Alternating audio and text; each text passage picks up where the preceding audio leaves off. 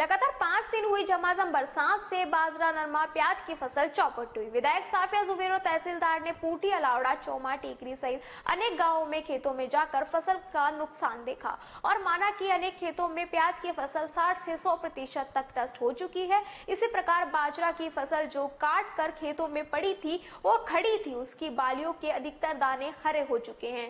शेष दाने सूखने के बाद काले हो जाएंगे, जिससे किसानों को भारी नुकसान उठाना पड़ेगा। इसके लिए तहसीलदार धीरेन्द्र करदम ने अलावड़ा ILR रामेश्वर दयाल और अलावड़ा पटवारी सोनू मीणा को अलावड़ा बुलवाकर प्रत्येक गांव के फसल खराब की रिपोर्ट तैयार कर पेश करने के निर्देश दिए। मीडिया द्वारा फसल खराब के बारे में विधायक साफिया जुबेर से पूछे जाने पर उन्होंने बताया कि मैंने आज कई गांवों का दौरा किया है, जिसमें अलावड़ा और चौमा गांव में भारी नुकसान हुआ। कई खेतों में तो 100% तक फसलें नष्ट होने का है। बाजरे की खड़ी फसल की बालियों में बाजरा हरा हो गया। मैं आज जयपुर जा रही हूँ और खड़ी फसल खराबे होने का नमूना साथ ले जा रही हूँ, जो कि मुख्यमंत्री को दिखाऊंगी। तहसीलदार धीरेन्द्र करदम ने क्षेत्र में फसल नुकसान को देखा और माना कि कुल मिलाकर 40 से 50% नुकसान हुआ है।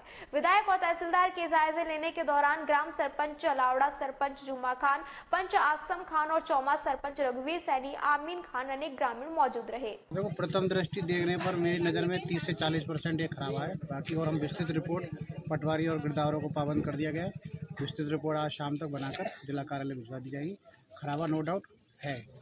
तो इसमें मुआवजा मिलने की संभावना है? हाँ, मुआवजा है। जैसे नॉर्म से है, जैसे 33% तक जो खराबा होता है उसे मिलता है। कुछ परसेंटेज के हिसाब से वो देखना पड़ेगा, बट मुआवजा का परसेंटेज वेरी करता है, कितने परसेंटेज अपन खराबा दे रहे हैं, कितना नहीं दे रहे हैं।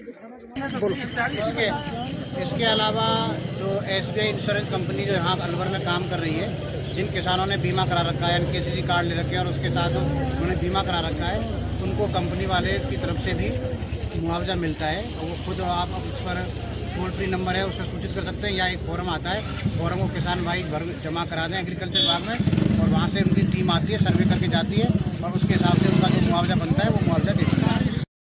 मैडम जी, फसल नुकसान का आप जायजा ले रहे हो, इसमें आप कितने % नुकसान दिख रहा है? रामगढ़ विधानसभा में चौमा, सिलवाड़, अलावड़ा, ये पूरे इलाके में बहुत ज्यादा नुकसान फसलों का हुआ है, किसानों का हुआ है।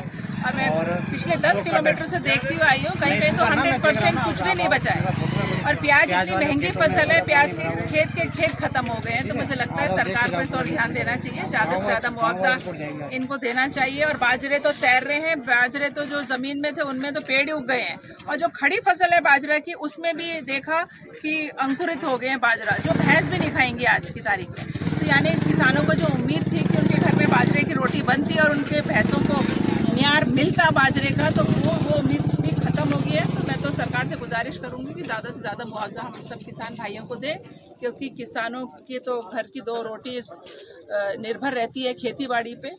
लेकिन अगली फसल मुझे लगता है अच्छी होगी, क्योंकि बरसात अच्छी हुई है। लेकिन आज की तारीख में किसानों की हालत यहाँ गंभीर है, और तहसीलदार जी साथ में, इन्होंने भी देखा है कि ज्यादा से ज्यादा मुआवजा देने की जो डिमांड यहाँ के किसान भाई कर रहे हैं बिल्कुल जायज है और उन्हें मिलनी भी चाहिए।